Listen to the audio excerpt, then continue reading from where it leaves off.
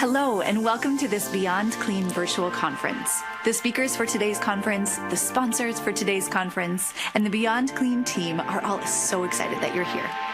If this is your first time joining us for a Beyond Clean virtual event, I want to call your attention to a couple of event functions. All of the windows on your event screen are movable. You can shrink them, you can enlarge them, you can move them, whatever you need to do to create the event feel that works best for you. In the upper right corner is a resources tool. Download conference sponsor information and the resources and links that your speakers have provided for you. On the bottom left, you will see a Q&A or question and answer tool. Any questions that you have for the speaker during each session can be submitted to them using this feature. Our speakers today will bring you a wealth of knowledge, and all of their information can be found in the speaker bio tool on the right side of your screen. Along the bottom are the icons for each of the windows as well. Clicking these will minimize and maximize each window. This will be an action-packed conference, and there will be breaks between each of the sessions. So feel free to grab a snack, check on the dogs or the kids, assemble a tray, do some jumping jacks, whatever you need to do before joining us again.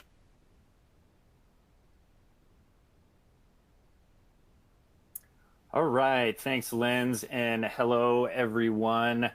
I am Brett Norton with Beyond Clean, and I wanted to thank all of you for joining us today for another Beyond Clean virtual conference. It's been a great summer so far, and hopefully everybody is enjoying themselves and ready to engage in some great education today.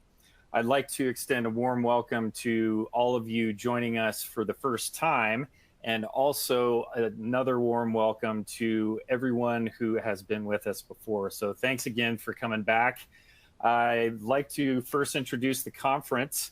The title of today's conference is Operation Optimize, in pursuit of workflow optimization in sterile processing. We are joining forces today to explore cutting-edge optimization strategies, emerging trends that will take your SPD's workflow to the next level. We'll be covering everything from boosting sterile processing efficiency to implementing case cart strategies and planning the best workflows for your department. Our all-star lineup of frontline professionals and industry change makers are joining us for a day of thought-provoking discussions featuring live Q&As during each session. So I'll repeat that, live Q&As. So please send your questions in. We'll try to allot some time at the end of each of the presenters' sessions and try to engage in some conversation based on your questions. So please go ahead and send those in as these presentations get rolling. I'd really like to thank our event sponsor, Geninga, for helping make this day of education possible. And I'd also like to thank First Case for collaborating on today's event with our nursing credits. I do have a really important CE update. Before we had everybody watch the entire conference before you got your CEs, but you asked, we listened, and SPD CE credits are now available throughout the conference. All of today's conference sessions are individually approved for CE for SPD. So if you have to take a break after the first session or second session and have to go back and watch on demand, it's totally fine. You can grab those CEs as you go. At the conclusion of each conference session, so this is really important, you will find the link to access your CE certificate in the downloadable resources window on the right side of your page. So make sure to keep an eye out for that link. You can access these links throughout the day and anytime on demand after the conference. If you need nursing CEs, stay tuned for the conclusion of the conference and you will be automatically directed to your nursing CE certificate. A little bit of housekeeping. Since we do deal with technology and there are issues, sometimes you'll have audio issues, sometimes you'll have video issues. Refreshing your browser will often fix the issue about 99.9% of the time. So please first try your browser. If you have any other issues, you can throw in a chat or a question and I will try and help you through it. What is available in the resources window? You can connect with our sponsor on LinkedIn getting us widely known, but also very well accessible on social media on LinkedIn. The web links up in the right side of your corner are provided by Getting Us, so please check those out. They just revamped their webpage, so go ahead and go over there and check that out. And please go ahead and follow Beyond Clean on LinkedIn if you have not done so already.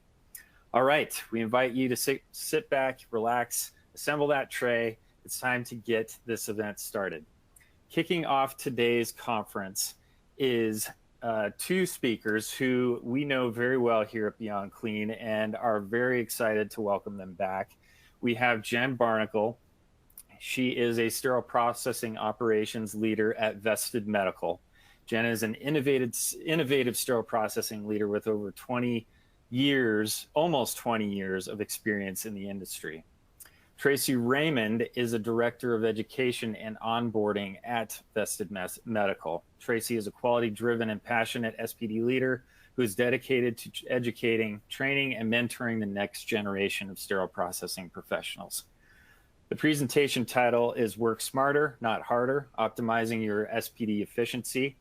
Could sterile processing departments be more efficient? Do you see opportunities for improvement but don't know where to begin? Our speakers are joining forces to provide you with valuable insights, practical strategies, and innovative ideas to optimize your department's workflows and efficiency. From streamlining workflows to data-driven decision-making, Jen and Tracy will cover it all. All right, enough with me. Let's bring in Jen and Tracy.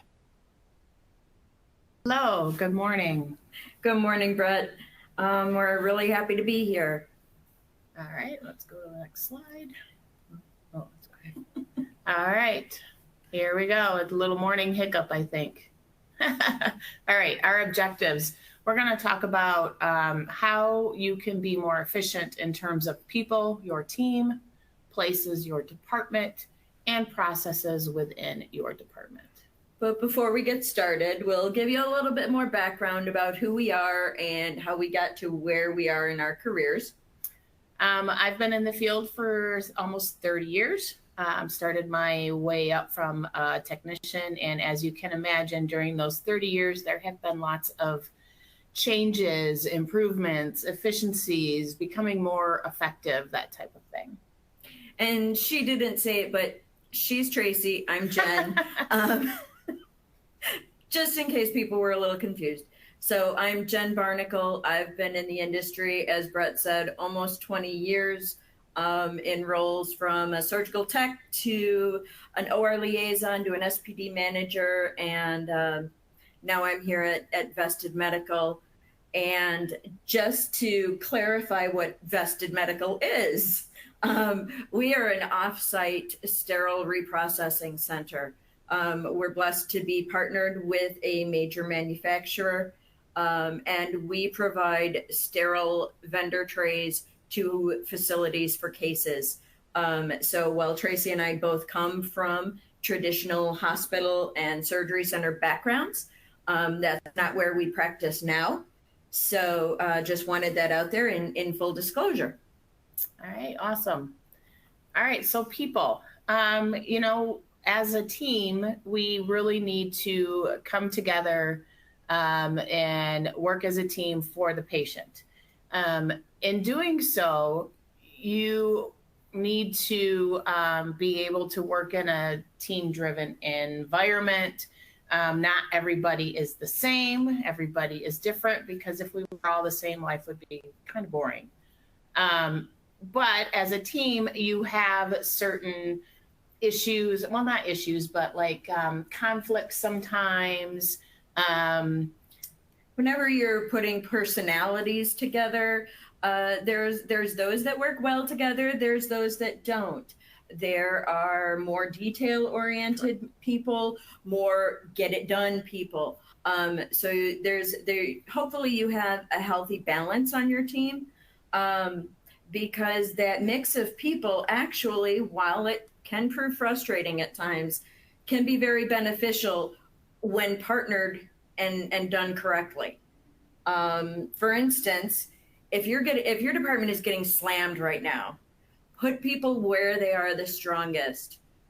They may not like it, maybe they do like it, but put them where they are the strongest. They are the most productive and effective in that position. When your department is a little bit slower, and I realize some departments are slammed all the time, but you can usually carve out a little bit of time to put people where they need a little bit more development. And when they need more development, partner them with somebody who is stronger there, so that they can share best practices among the team. And not only best practices, but we'll get to this later about SOPs and work instructions, so that everybody is doing things the same in your department. But that partnering really does help. Plus, it creates that team camaraderie. And rather than in times of stress, having everybody going, you do this and you do that, and this is your fault, then it's like, all right, let's get it done. Let's come together as a team and get it done. So efficiency with people in your department is a lot about the culture that's created in your department, and the teamwork environment that's supported. And, there's many departments that unfortunately do not have an educator or a specified trainer. So when you partner your strong person with a weaker person in that particular area, it allows that stronger person to be the preceptor, help with training, help with the education. And in addition, those stronger techs, they grow when they're placed in this type of environment. They grow in their strength. They grow in their attitude. That's an important point. And they can grow. Right. It's obviously, we all know our teams, and we know when we have teammates who just want to do their job. They don't want to be bothered with helping others or teaching and things like that. And that is okay, until you create the environment that's an expectation as part of the team.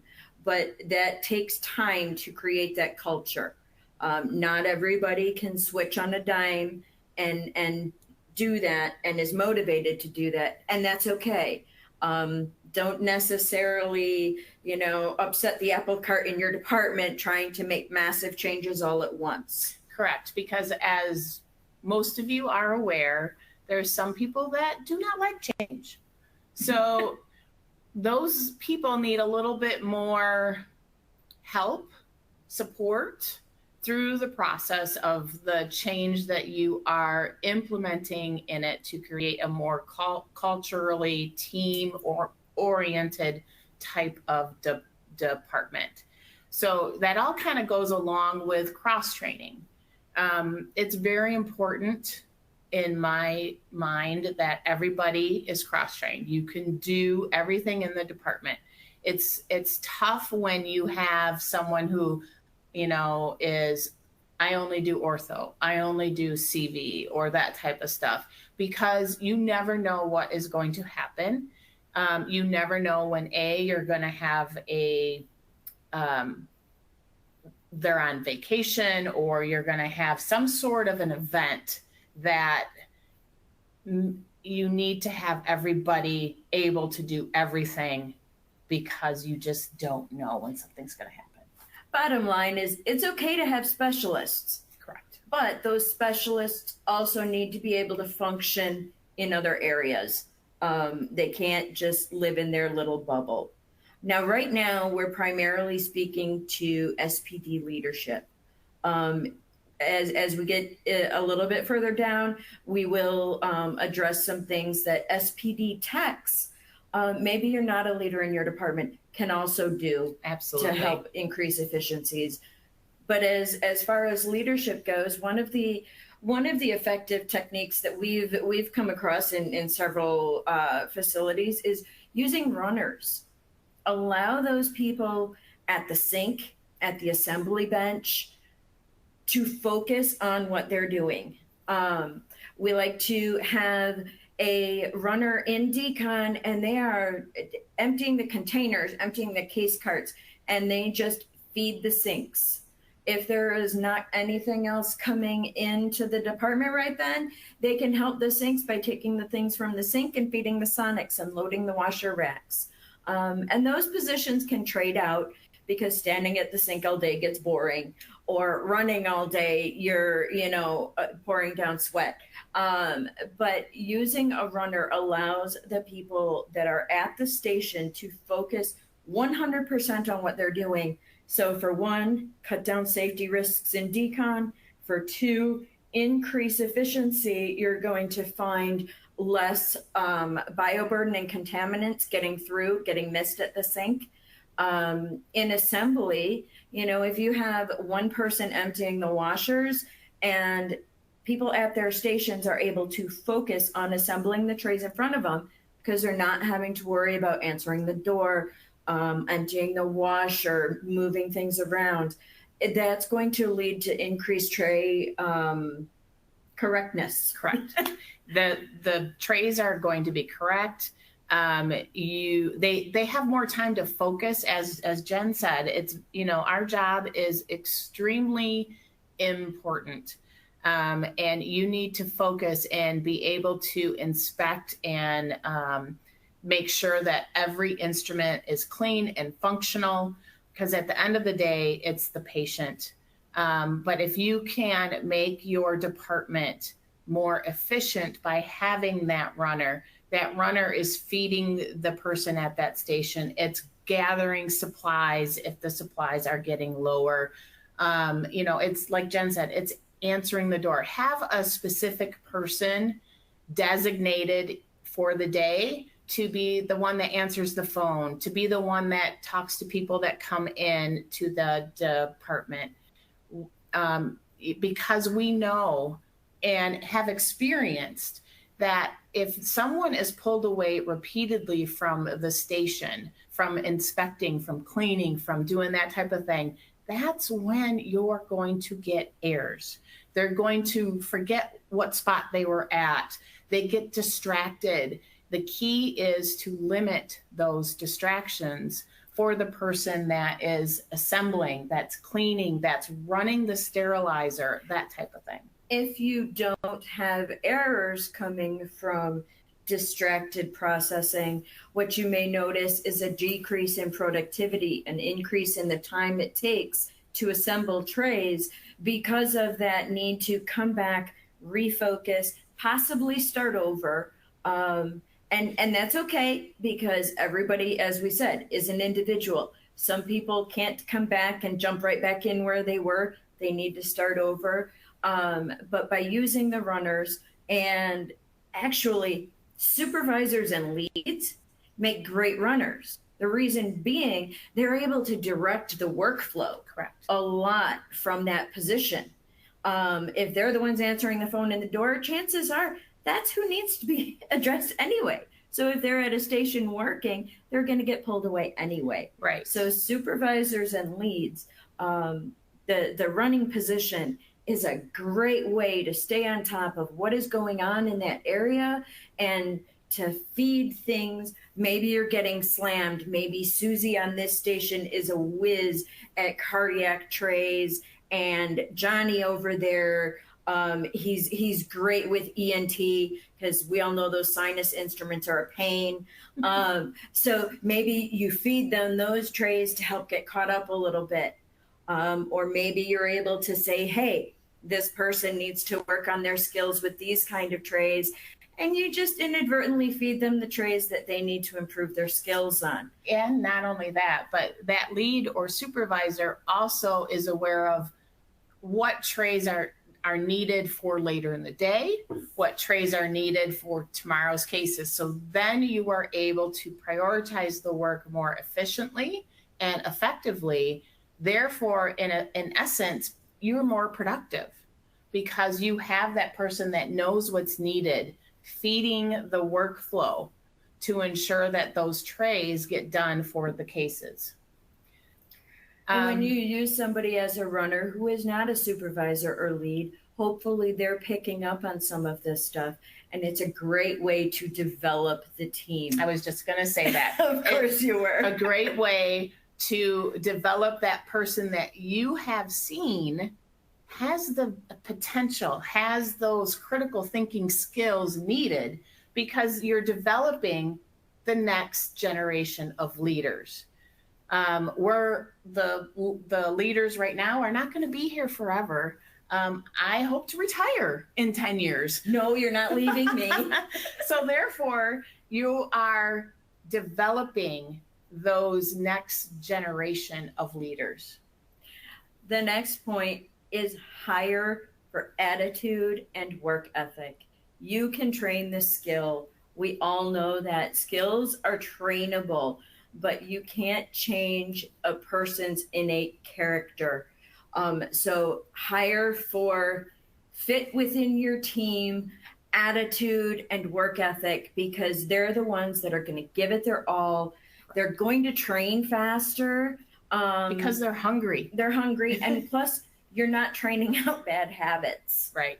So to that point, I know that a lot of us at times have been, I only want to hire someone with experience, or you're just out of school, you don't have the experience. But in my experience, sometimes when you hire someone that maybe has some medical background in terms of they kind of know a little bit about the field, you can train the skill and they become phenomenal technicians. So don't shy away from those people that are just getting out of school, or those people that maybe have excellent customer service skills from like a retail, because I'm telling you, with those excellent customer service skills, not only are they going to be really good team members, because they have that mindset of fixing issues, critical thinking skills. Or even other departments within the hospital. We know, and I'm stereotyping here, and I apologize, but we know most SPDs are in the basement, and so are most EVS departments, dietary, things like that. These are the people with inside knowledge of the hospital. Mm-hmm. They go everywhere in the hospital. They know everything about it, and they know the inner workings. And that's a great time for you to observe their attitude and work ethic. Maybe you're not sure if you can train them for the skill. See if they want a job shadow, yes, or volunteer for a few hours and do something like that before offering a position. But that's just something that you can do. Again, cross training. Maybe your facility will allow you to cross train somebody from EVS into SPD. It doesn't only have to be cross training within your department. Right. For example, at a facility that I worked at before, if a unit is somewhat slow, and they are going to have a technician like a CNA or someone that works at the desk go home or not have to work, and you know in your department you could use some extra hands, you can train them to be that person that comes in and maybe gets all the trays off of the case carts, on containerizing those trays, feeding the sink type of work. And you can then see, either A, do they like it? B, would they fit in your department? Because that person might be looking for career growth. And the potential is that they could come in and work for you in the future. And this is a great way to do some on-the-job interviews, similar to having students come in from schools. What's really nice, I find, with that is they come in and do 400 hours with you. It is a on-the-job interview. You're going to know quickly whether you want that person or not. Yeah, it really does make a big difference. And also you're helping those people out that would otherwise be leaving early and losing out on their hourly wage. So it's a win-win situation where they get their hours, you get some extra help and a little boost in a position that is not as critical Correct. to the outcome for the patient. Yep. We all know where those areas are in our department, and we need to capitalize on those and use them. Now, we said that we were going to get to some tips for the technicians. You know, we've been gearing it towards leaders. So technicians in your department, you heard us talk about how leaders should partner people or, help develop people. Take that initiative upon yourself.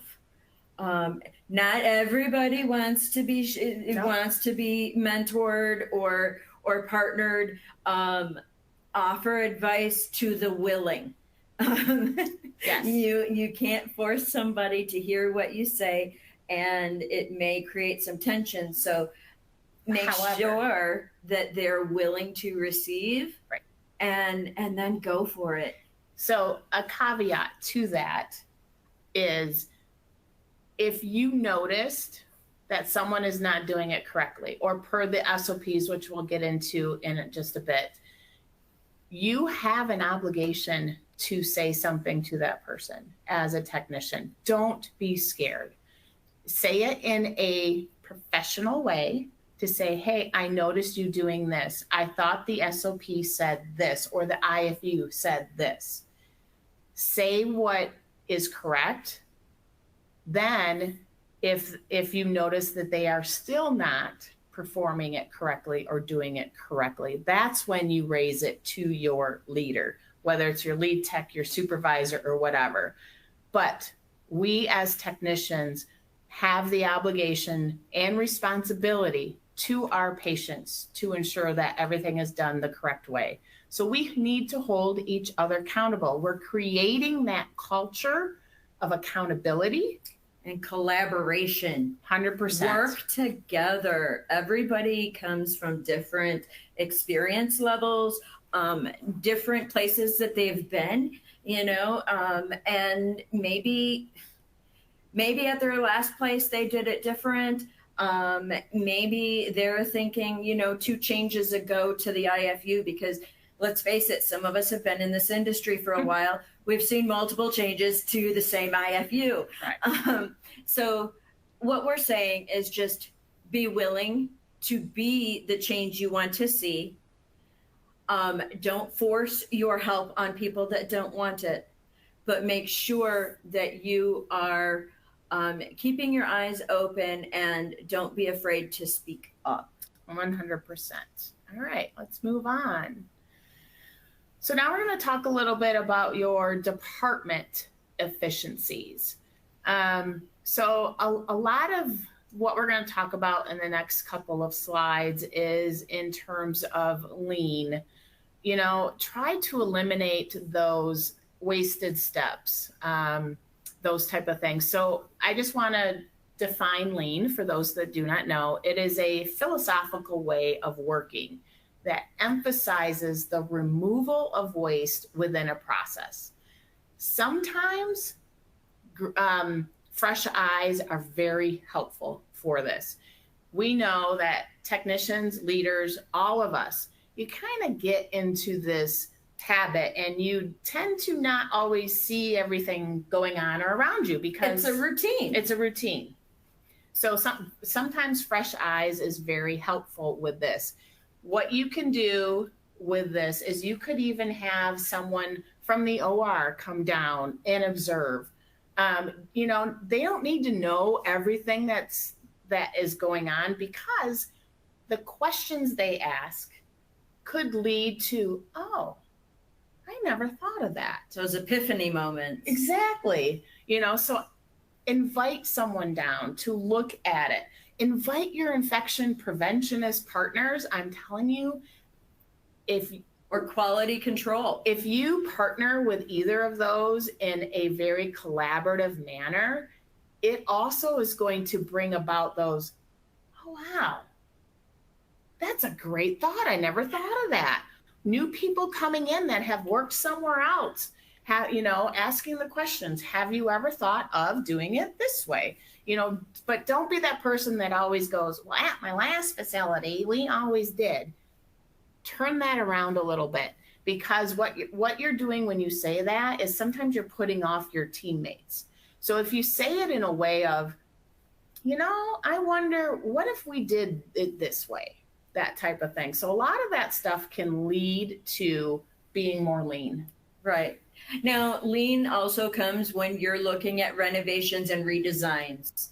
A lot of times now, those lean experts take part in the design, but don't be afraid to speak up, leaders, if that's not working for your processes.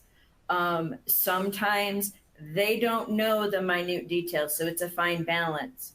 In addition to renovation, before we kind of roll on, bring the design to your team, the frontline workers, because they're going to have ideas that leaders have not thought of. Because they're going to know how many times they go back and forth from point A to point B, or go from point A to point C, and things like that. And to that point, it helps eliminate those wasted steps. Yes. Now, you can also employ lean when you are not renovating your department, because a lot of things in SPDs are on wheels. Yep. You can move where a rack is, move where a shelving unit is kept. Again, eliminate those steps. What you see in front of you, the picture of that department that's on the slide, typically right at that's the 3-bay sink and then a sonic, and they're set up in lanes. So it's the sink feeds the sonic, feeds the washer. The washer rack is typically placed on its rolling cart right next to the sonic. So you take that tray out of the sonic, load it on the washer rack, and it's right there. Now, this department does not have automation, deliberately due to size. But it's very efficient to take a tray, process it through the sink, right there in the sonic, right on the washer rack, and repeat the process, especially if you have a runner then already setting the next tray right there on the edge of the sink. That person just keeps moving. And what you can't see here is on the right side of the screen, that's where the washers are. So there's 4 stations here. Those 4 stations have their own sonics. Then they feed their own washer.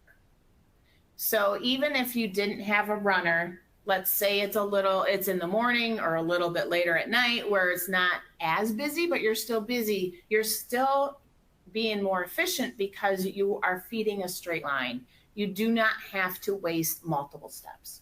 The other thing is choose which workstation you're working at. There's a staging area where the case carts come in. If you're working by yourself, correct, choose the one closest to where the case carts are. It's less steps. Yep. You're going to tire yourself out less. So it's our bottom line. Yes.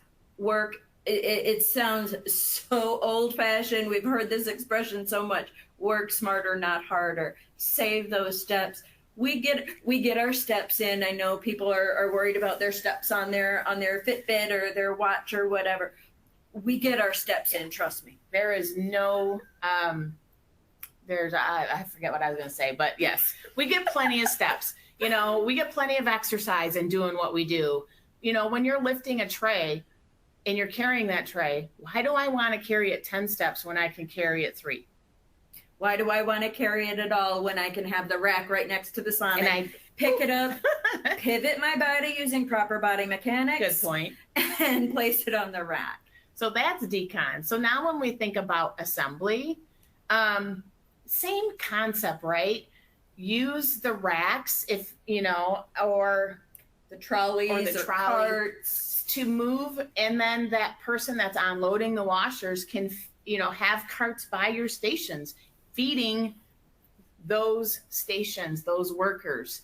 If you're by yourself, just pull the rack over to where you're working, unload it. Pull the washer rack on the trolley over by you, because why unload it twice? That's wasted movement, wasted strength, wasted effort.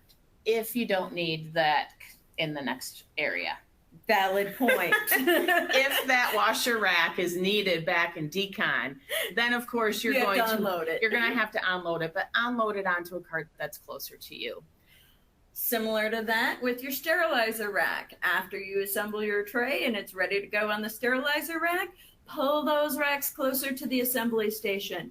If you're using a runner, put one sterilizer rack between a couple of assembly stations so that that rack gets filled up fast rather than everybody having their own. Yep. Fill it up fast and just keep feeding the sterilizers. It's a process that just keeps feeding, maximize everybody's efforts and keep things cranking. Another thing that I've noticed in my experience that I really feel helps with efficiency and productivity, and people don't even really realize it's happening, is if you put a load in the sterilizer every hour and you're at like the 15-minute prior to that hour and you're like, okay guys, I need to get this rack in and I'm getting close to the hour mark. You don't want to push them too fast, but it gives them a little boost.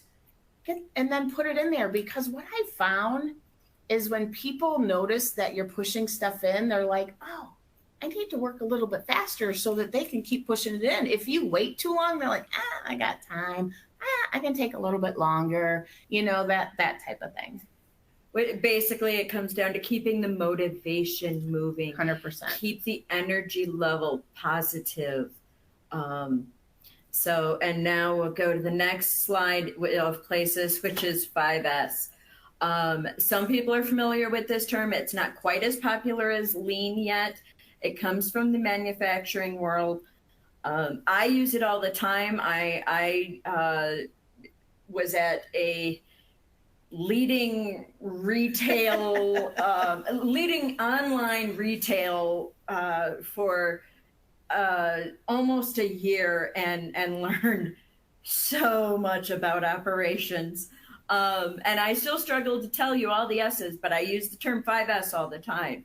But it is sort, set in order, shine, standardize, sustain. So a lot of places will use lean and 5S together. They work very well together because as you're leaning, you're getting rid of waste, which kind of flows into the 5S because you're sorting, you're setting it in order, you're standardizing, and then you need to sustain that change. I summarize it as everything has a place and everything is in its place. Correct. And to that point, some departments will use tape on the floor to signify this is where the rack goes, the assembly rack. This is where you station the sterilizer rack so your assemblers can feed it. Or they'll use ceiling signs if they don't want the tape on the floor.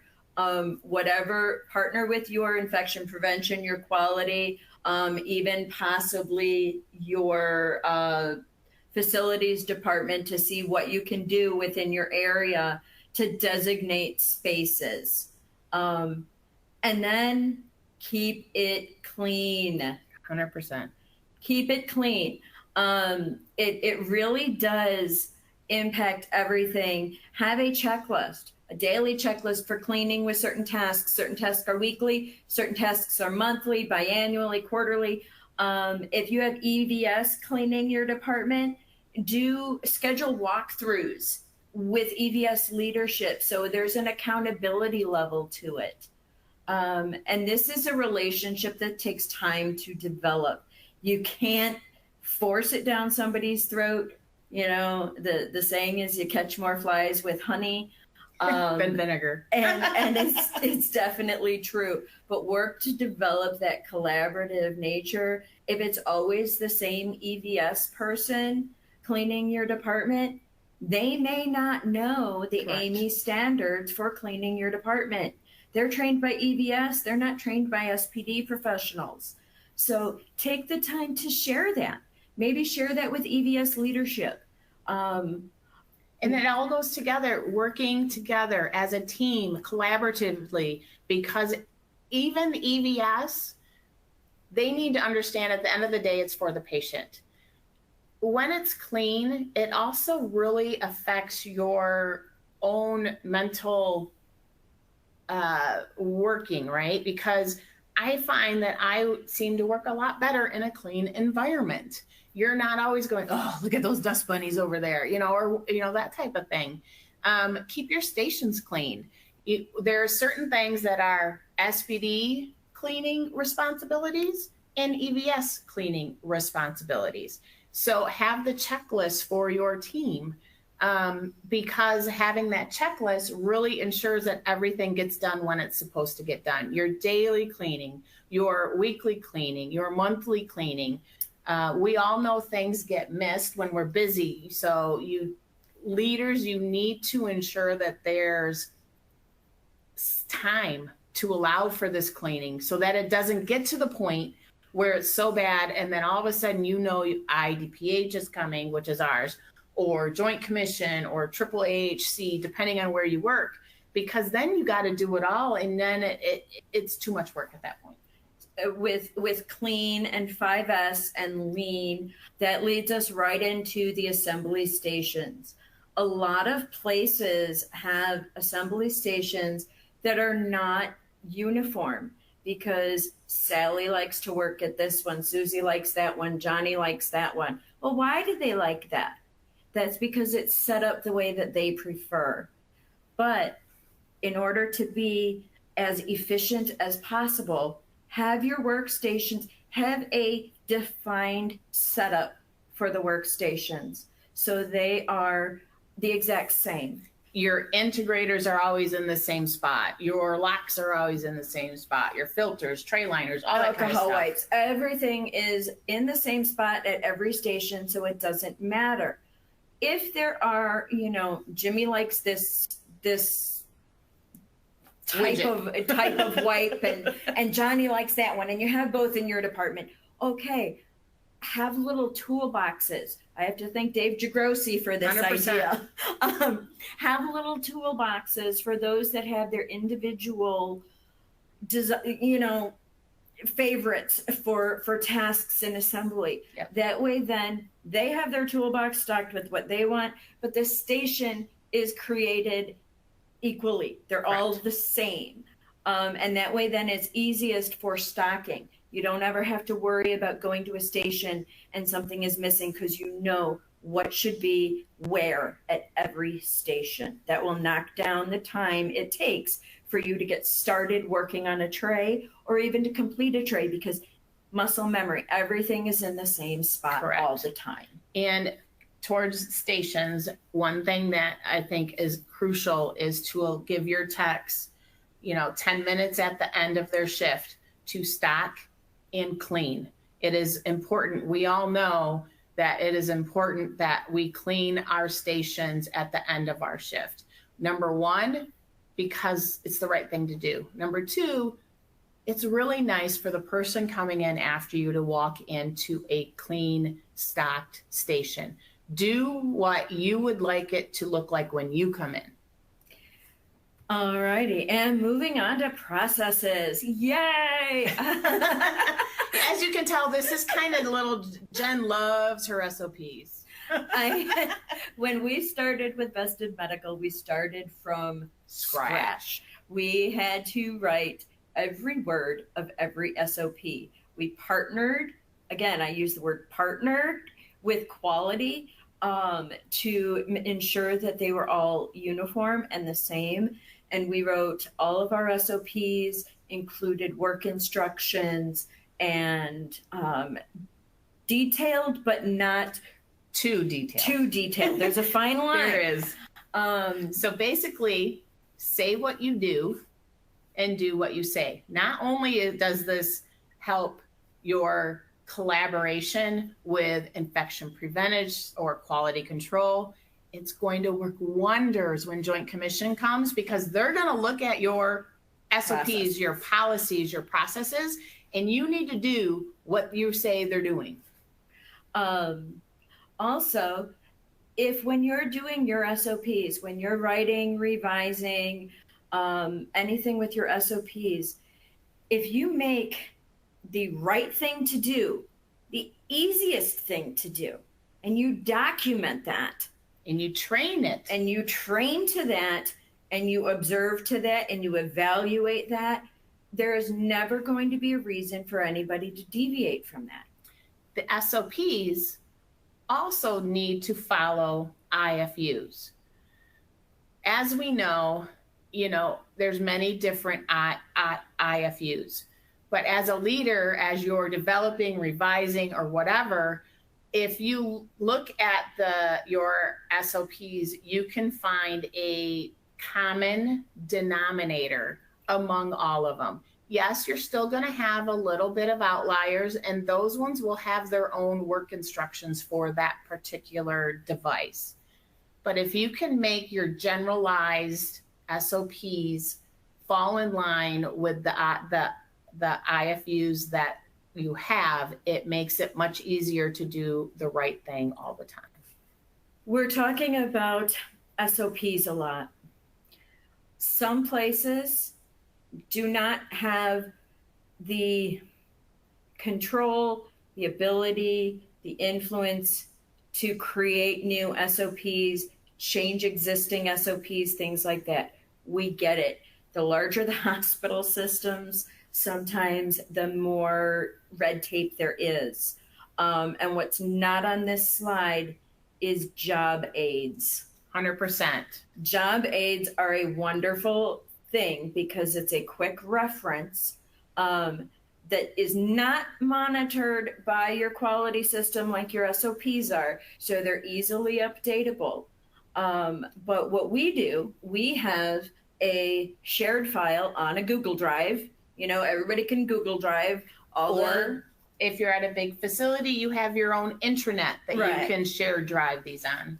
But everybody has access to that. And we create job aids based on the area that you're working in.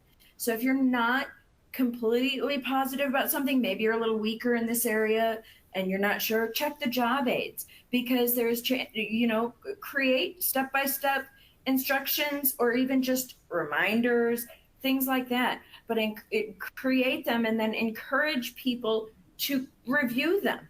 Because what you can do is those unique devices, those things that are a little bit outside your current policies, they're great job aids, that are easily put up step by step, A, B, C, D. It could be 5-6 lines and you're good to go. It really helps with the efficiency and being effective. And you could create a template for your job aids, or it could just be a running step by step broken down in categories, however you want to create it.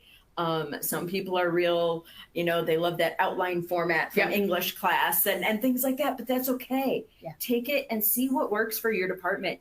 Maybe take if you could form a small work group with your frontline workers of your technicians and see what they would like to develop as job aids. 100%. That's a great way to involve them in educating their team. And you're going to in-services. You're going to develop them. You're going to, again, train the next generation of leaders. It's very helpful. Yeah. All right. So some of the things you want to have processes for: trade maintenance and repair schedule. I know at my old facility, we had an on-site repair company and he had a schedule. But when we first started there, we didn't know what his schedule was, what he was taking. There was no defined process for it. So we set a process so we knew what was going out to the truck, when was it coming back, and we knew the maintenance rotation for our instrument trays. Yes. To that point, it also kind of goes into you may have missing instruments because that instrument now is beyond repair, right? So you need to have some sort of a process that what's missing, what you've ordered, and where it goes. Because I'm telling you, in my experience, all of a sudden you get instruments in and you're like, I don't know where these go. Or your lead tech or supervisor, let's say you're on vacation, you place the order and the order comes in, but no one else knows where it goes. Have some sort of, what I find a spreadsheet works great. This date I ordered this instrument, it goes in this tray.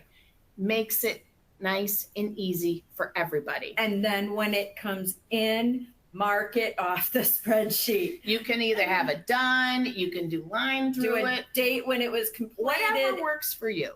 Yeah, I mean, personalize them for your department. We all know sometimes we have that one person on our team that has to organize everything. Put them in charge of it. That's a great project for that, because it just makes their little heart go pitter patter. It definitely does.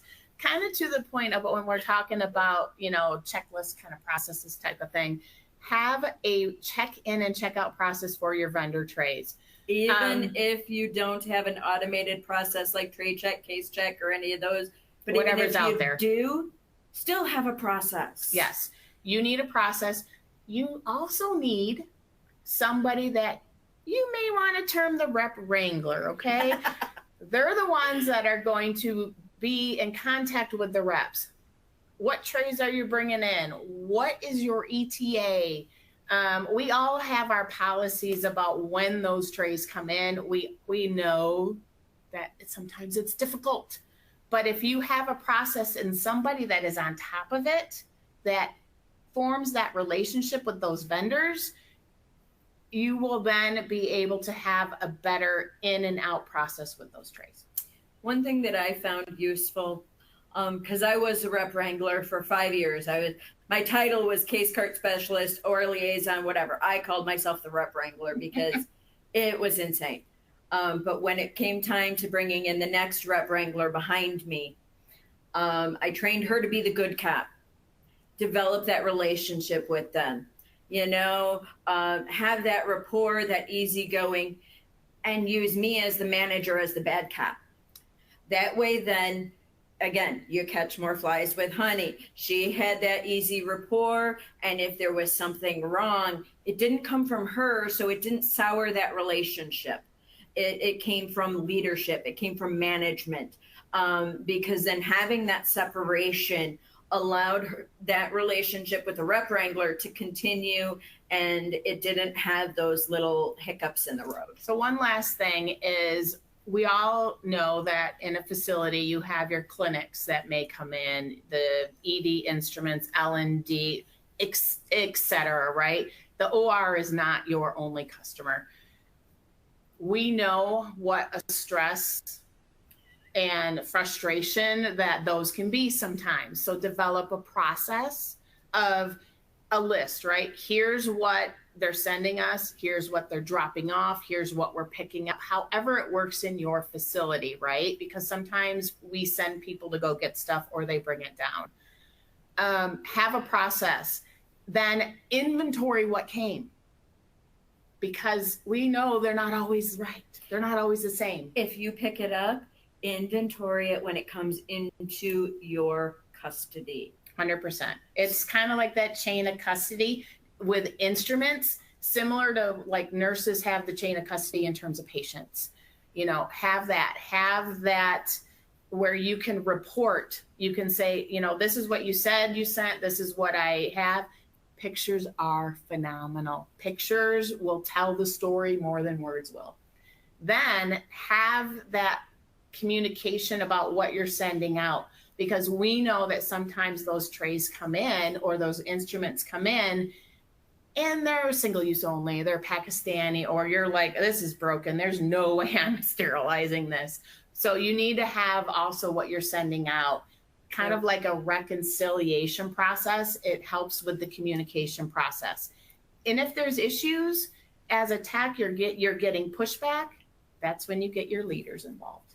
If you're an SPD leader, one of the things from my past that really, really impacted us during a survey was that each department, ED, L&D, clinics, were transporting things to us differently, in different containers, different modes, all that Sprayed, stuff. not sprayed, Exactly. treated, So we had to create a uniform process for all of the, we call them external sources for instrumentation, to get them to SPD and to get them back. and how were they transported, how were they processed at the point of use, because even though it's not in the OR, point of use treatment still applies. 100%. So developing that process, having those easygoing lines of communication. And by having every external source do it the same way, efficiency. Exactly. All right. So that is our talk about work smarter, not harder. I almost said work harder, not smarter. And that's not the point of this. That's totally not the point of this. If you can't tell by now, I have worked together for a long time. Yes, I've been around both of you, and there's a lot of laughing that occurs. I think it's a great friendship, and thanks for the presentation. It was really informative. One of the things I really liked was your point about runners, because I've been in a lot of departments, and you see there's big open space and people just, stationary at the sink, at the washer or whatever, and having somebody kind of, instead of having somebody at the sink grab their instrument tray and then walk it over, it's just, that's a real easy, efficient process to implement. Yes. So and I've in got actuality, it doesn't take leadership to implement that. If Right. you have two people working in decon, try it out. Yeah. Say, hey, you work the sink for a while and I'll run, and then we'll trade off. So that's something even techs can implement on their own without And showing that it works. involving leadership. Yeah, no, that's a great point. And I think as I forget who said this, but standing at a sink all day, it can It gets be tiring. taxing. And, Yes. you're bent over, and it's hot, so I think just that small little change, it really kind of, it's a teamwork oriented function. Yes. So I really do think that's a great point and not a hard thing to implement. Correct. Couple of questions before we get going. We've got about 3 or 4 minutes. Can you talk about a time or provide an example in which, one or both of you, and maybe you both can answer this, but when you were in a department and you saw a workflow that was not efficient and it wasn't working right, how did you address that? How did you bring that up to leadership, or did you huddle up with the team? What was the way to go about that? So I think the best way to go about that, in my experience, is number one, if you're a technician and you're like, I have an idea, right? Talk with the team. Let's have a huddle.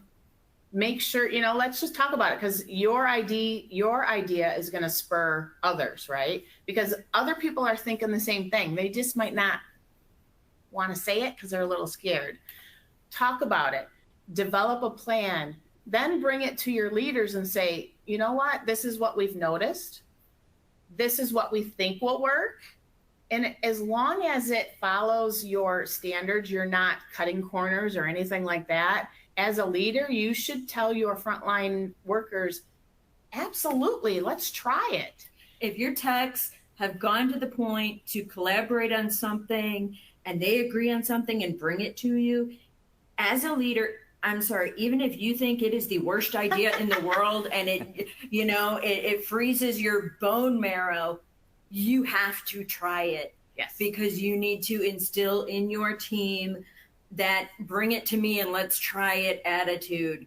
Even if you tried it at a different facility and it didn't work, whatever, it may work there. So no matter what they bring to you, if they come to you with an idea, try it. Yes. If you're a leader and you notice something and you come out and you see something, if it's not immediately wrong, don't jump on it like a ton of bricks. Try to pull a couple of people together and see what they think. Yes. Or even just ask some team leading meeting. questions. You could do it in your huddle. Hey, I've seen this. I'm thinking about it. Do you guys feel, what do you think? Draw them out. Well, a couple of months ago, I saw even in my own assembly area, I saw a situation. And I'm like, hey guys, let's pause for a minute. Everybody stay right where you are. And then it's like, okay, what do we think? With you in your current positions, is there a better way that we can do this? And I just asked a bunch of leading questions, trying to draw out their ideas. And it came to moving around some racks on wheels and saving steps. Yep. Right.